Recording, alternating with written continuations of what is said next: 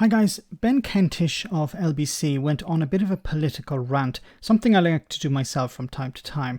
But he talks here about his disgust and bewilderment at the idea that young people are intolerant of others' beliefs. And he cites a survey to back up his position. Now, there is a general feeling that we are becoming more and more polarized around the world, where people are hiding away in their echo chambers. But I don't think the problem is that people are intolerant of others' opinions. I think it's something else. But first, let's have a listen to what Ben had to say. One of the things that I have noticed with increasing levels of distress, frankly, and concern in recent years is how much more divided we are getting as a country when it comes to our politics. There is so much intolerance around it. I see it on Twitter all the time. I see it all over my social media. Not people disagreeing and having heated but respectful debates, but people absolutely laying into each other in the most personal, brutal, savage of ways, simply because they disagree on the policy question of the day, simply because they disagree about a certain political figure, simply because they support different parties. Now, I don't agree with that. I think the problem here is that most of the disagreement is over problems. And you can't have a debate with somebody if this person does not admit that there is a problem. Now, for example, when it comes to hungry children going without food, we can debate how to resolve that problem, but we have to agree that there is a problem.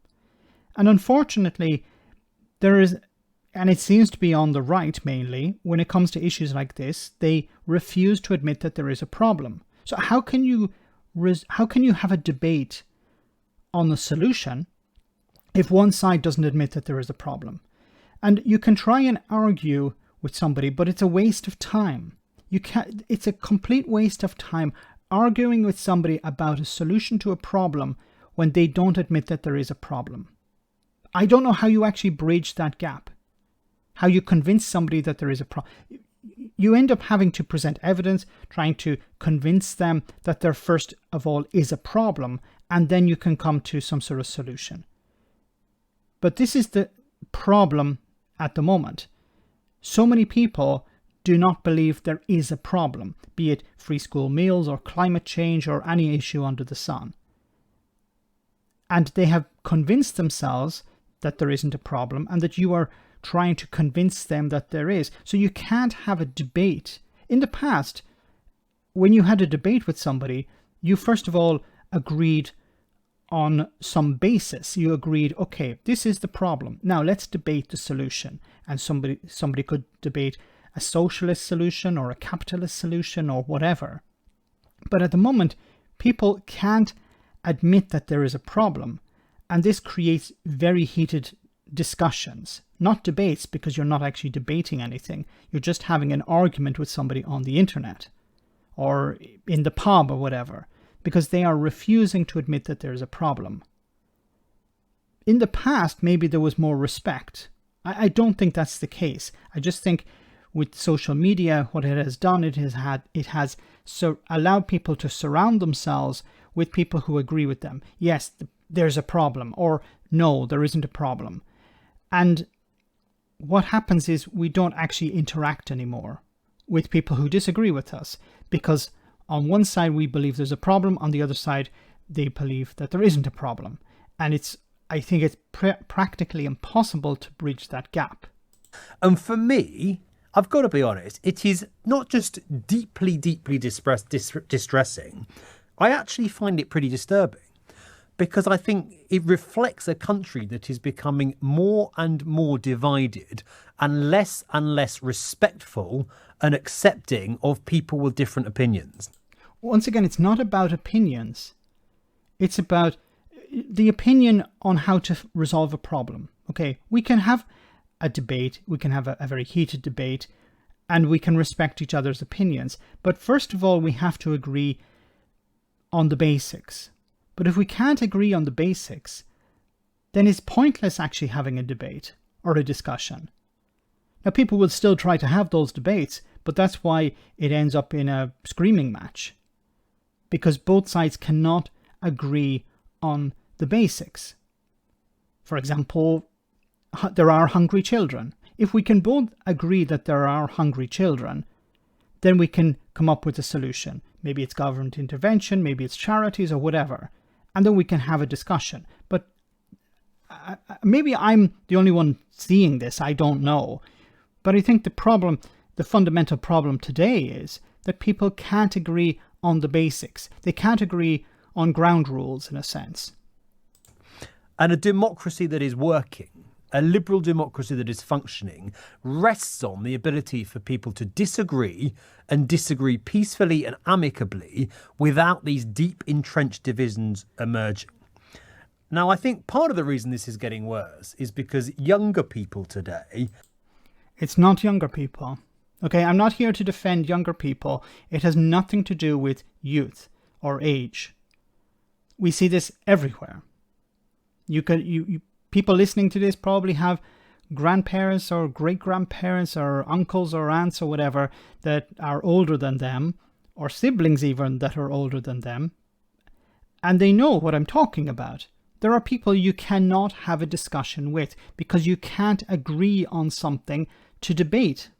You can't agree that people deserve respect, or you can't agree that children should be fed, or you can't agree on X, Y, or Z. And that's the problem. If you can't agree on the basics, then you can't have a discussion with. And sometimes, we just have to walk away. We just have to ignore these people for our own sanity. Because it's pointless having a discussion with somebody if you can't agree on the basics. Are far less tolerant of other views. Now, that is a sweeping statement, and I know people will be listening to that thinking I don't agree at all. But that is my view, and it's a view that's been borne out today by a study by the think tank Onward, which finds that young people's social networks, as they put it, are becoming narrower over time, and political values are becoming a bigger part of their identity and friendship circles. The stats are pretty stark, and I think really, really depressing. A third of people aged 18 to 34 say they would not be able to marry someone who supports a political party they dislike. Okay. They would not marry a person who supported a political party they dislike. And I think it comes back to this idea that we cannot have discussions because we can't agree on the basics. So people will look at, for example, on the left, people will look at the Conservative Party and they will see a bunch of people who don't see a problem with climate change, who don't see a problem with poverty, and don't see a problem with, for the NHS. The NHS is going through many problems at the moment and they don't see those problems.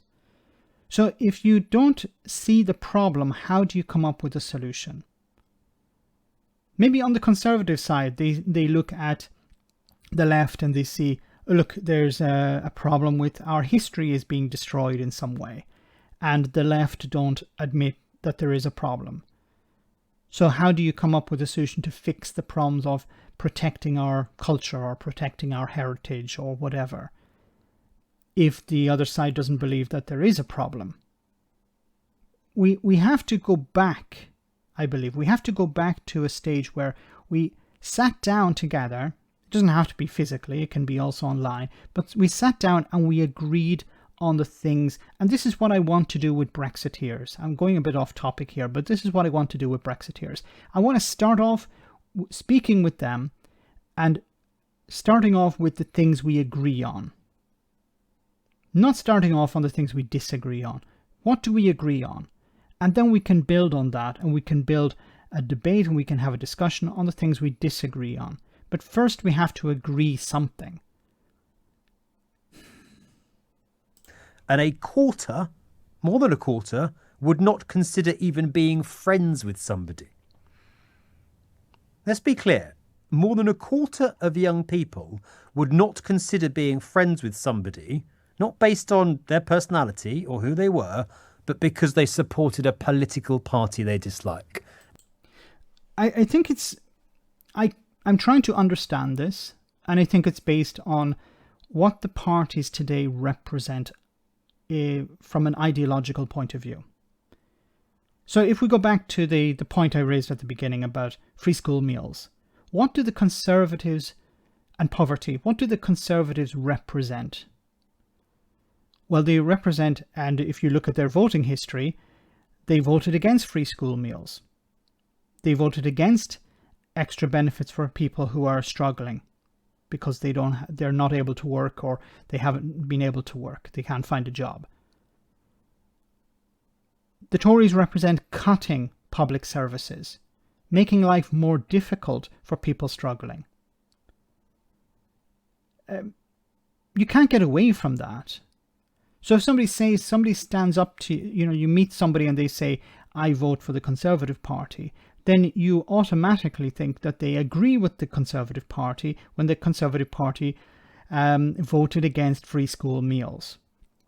Now, maybe I'm expanding this too far, but I think when people say they're Conservatives, they support Boris Johnson or they support the Conservative Party, well, you would extend that to, I think it's okay to take a selfie in front of a food bank, or I think food banks are uplifting, or let the bodies pile high, or take it on the chin, or Brexit means Brexit, or whatever. I think it's possible to have friends with people from the opposite ideology as yourself, but you would agree on things that are unrelated to politics. You would put politics aside. You would not discuss politics. It's possible that you can discuss politics and get into a very heated debate, but I think if you have a friend, you would be able to start off with some sort of common ground. Now, I really struggle. I really struggle to understand that mindset. To me, it's alien. And frankly, I think it's quite pathetic. If you can't respect someone enough because they vote a different way to you, for me, that says a lot more about the person who is making that judgment than the person who is voting the way they don't like. It's a level of intolerance, ignorance, I would suggest, that I think is really quite dangerous. If somebody votes a particular way, they are endorsing, because let's park the politicians for a moment, but if you vote a particular way, you are endorsing that political party's stance on a particular issue. You can't get away from that. So the people who will come out and vote for the Conservatives at the next general election know that the Conservatives don't care about children going hungry. They literally, and this is not up for debate, they do not care. Because if they did, they would provide free school meals and not be strong-armed into it by a football player or by people on the radio. They would do it because they knew it was the right thing to do. Now, if you come out and you vote for the Conservatives, you are endorsing that. And the same goes for the Labour Party. If there's a particular policy that the Labour Party are pushing at the next general election and you vote for the Labour Party, you are, in a sense, endorsing what that Labour Party is going to do. You can't get away from that. So if you come out and you say, yes, I voted for the Greens, or I voted for the Conservatives, or I voted for the SNP, then it's difficult for you to get away from that political party's stance on social issues or on economic issues. Otherwise, you just don't talk about voting, or don't talk about politics, or don't talk about political parties.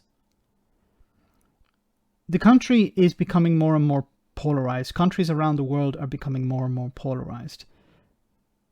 But this idea that people cannot have a debate because they're intolerant of others' opinions, I don't believe that's the case. I believe, once again, in order to fix a problem, you have to come up with a solution. And in order to come up with a solution to a problem, you have to agree that there is a problem. And I think a big part of what's going on today is that many people just don't want to admit that there is a problem. Maybe it's the polarization. Let me know in the comment section, guys, what you think. As always, your comments are greatly appreciated. Thanks a lot.